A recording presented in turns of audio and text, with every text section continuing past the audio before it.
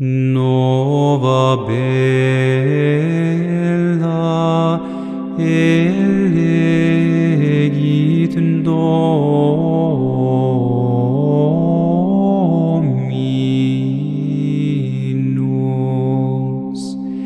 et portas ostium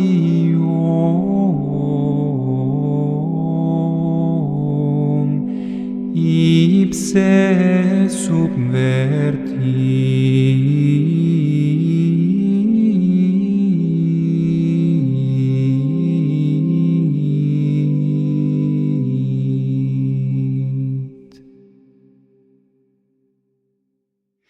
3 de junio de 2026, Santa Juana de Arco. Juana cumple su predicción, la liberación de Orleans.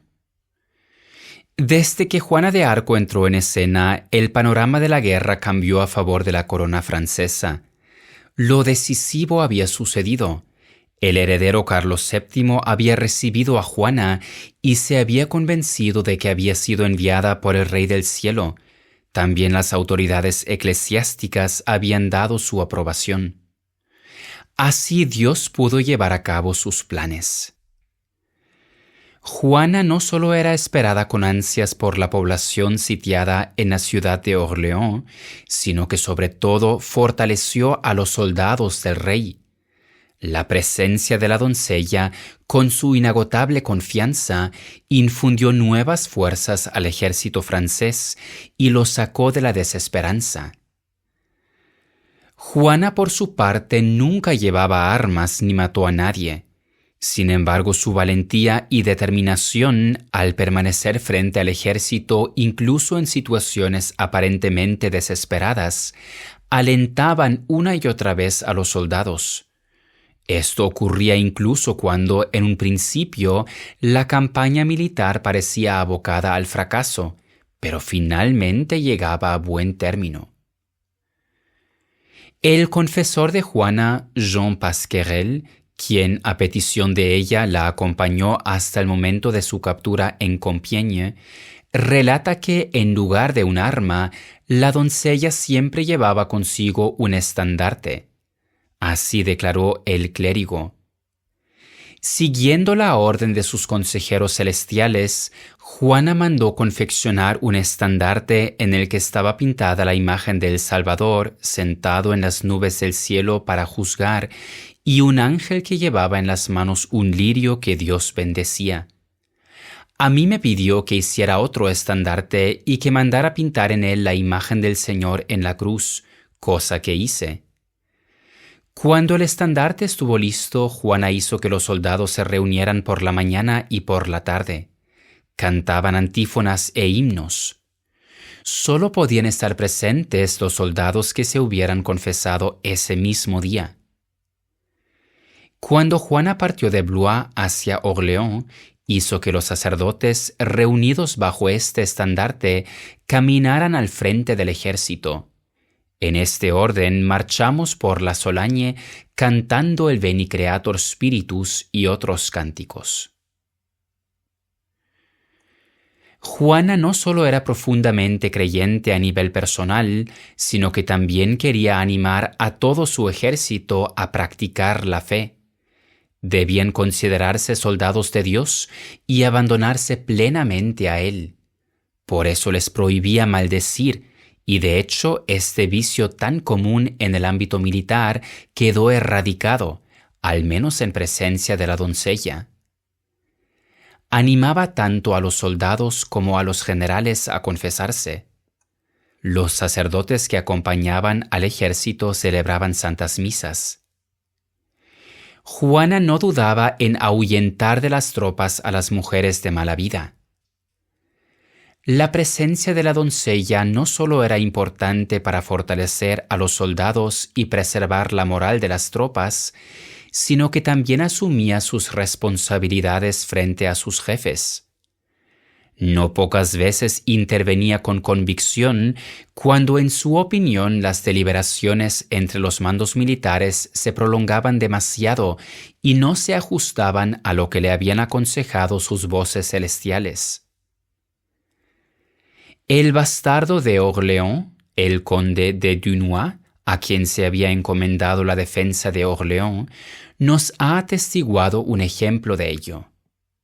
Cuando él le impidió marchar hacia donde se encontraba el enemigo inglés y se excusó diciendo que había seguido el consejo de otros, Juana se disgustó y le dijo textualmente: «En nombre de Dios, el consejo de nuestro Señor es más seguro y sabio que el vuestro. Habéis creído que podíais engañarme. Os habéis engañado a vos mismos, pues yo os traigo una ayuda mejor que la que jamás haya recibido ningún capitán o ciudad, la ayuda del Rey del cielo. Pero esta ayuda no viene por mi propio mérito, sino porque Dios, en respuesta a las oraciones de San Luis y San Carlomagno, se ha apiadado de la ciudad de Orleans y no quiere permitir que los enemigos del Señor se apoderen de ella». El conde continúa relatando que, gracias a un cambio meteorológico, lo que para él fue una señal del cielo, pudieron transportar a Orleans las provisiones tan necesarias. Así declara: «En ese instante, el viento que hasta entonces había impedido que las barcas que transportaban las provisiones navegaran río arriba, cambió y se volvió favorable. Inmediatamente se izaron las velas y ordené que se embarcaran. A partir de ese momento deposité en la doncella una gran esperanza, aún mayor que antes. Le rogué encarecidamente que cruzara el Loira y viniera a Orleans, donde se la esperaba con impaciencia. Juana me acompañó enarbolando su estandarte blanco con la imagen del Salvador sosteniendo un lirio. La Hire, un general, cruzó con nosotros el Loire y juntos entramos en Orleans para alegría de la población agradecida». Las predicciones de Juana se cumplían ante los ojos de todos, confirmando así la misión que Dios le había encomendado. Con cada victoria su autoridad se afianzaba. Ella recurría a esa autoridad, sobre todo cuando los comandantes se mostraban vacilantes a la hora de lanzar el ataque. Tras la conquista de las primeras fortificaciones inglesas, las tropas francesas lograron en poco tiempo expulsar a los enemigos de todas sus bastiones alrededor de Orleans. El 8 de mayo de 1429 terminó el asedio de la ciudad de Orleans y la llegada de la doncella quedó grabada de forma indeleble en la historia de esa ciudad. Lo que para los franceses fue una intervención divina se convirtió en una pesadilla para los ingleses. La temían tanto que, en ocasiones, ni siquiera se atrevían a enfrentarse a su ejército o abandonaban voluntariamente sus posiciones en cuanto se percataban de su presencia. Juana había cumplido su predicción y había dado la señal anunciada. La ciudad de Orleans fue liberada y con ello cambió el curso de la guerra a favor de la corona francesa.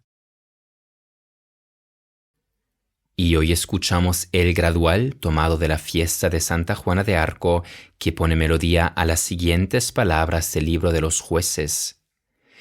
Nuevas guerras ha elegido el Señor, Él mismo derrumbó las puertas del enemigo. Allí se chocaron los carruajes y el ejército hostil fue sofocado. Entonces se proclamarán las obras justas del Señor y su clemencia hacia la casa de Israel. Ubi colis Iisus